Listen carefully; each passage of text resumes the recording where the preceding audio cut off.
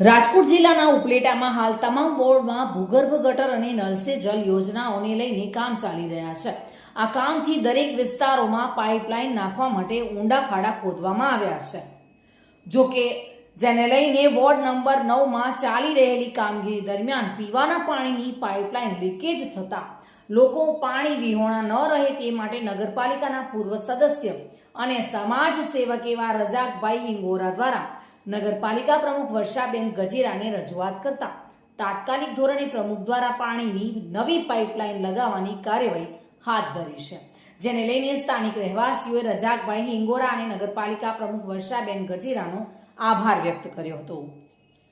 આજે ઉપલેટામાં 9 વોર્ડમાં મુલાકાત લીધી હોય અને વારંવાર મુલાકાત લઉં છું। આજે 9મા વોર્ડમાં ભૂગર્ભનું કામ, નલ સે જલનું કામ ચાલે છે, તો ત્યાં મેં મુલાકાત આજે લીધી છે।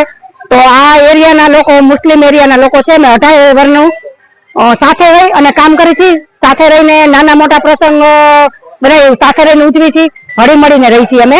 તો આજે જે ઉપલેટામાં મુસ્લિમ એરિયામાં 9મા વોર્ડમાં ભૂગર્ભનું કામ ચાલી રહ્યું છે, ત્યારે પાણીની લાઈન ડેમેજ થતા બાવલાભાઈનો મને ફોન આવ્યો કે બેન પાણીની લાઈન અમારે ડેમેજ થઈ છે। તો મેં કીધું હાલો તાત્કાલિક કરાવી દઈ અને આપણે કોન્ટ્રાક્ટરને જાણ કરી ભૂગર્ભના કે ભાઈ ચિંતનભાઈ તમારે આ પાણીની લાઈન છે તો બેનો શું કરશે પાણી વગર, અને કોલોની બાજુમાં જ છે તો ચાચા ઘર છે। તો ચિંતનભાઈએ તાત્કાલિક નવી પાઇપલાઇન, એના ખર્ચે નવી પાઇપલાઇન પાણીની નાખી અને લોકોના સુખાકારી માટે ઉત્તમમાં ઉત્તમ આજે કામ કરેલ છે। આથી આ એરિયાના લોકો ખુશ છે અને ભૂગર્ભની લાઈન તાત્કાલિક એને નાખેલી છે, પાણીની લાઈન તાત્કાલિક અહીંયા પડેલી છે અને આ લોકો ખૂબ ખુશ છે। સરફરાઝ કોડી સાથે bureau report, today Gujarati news.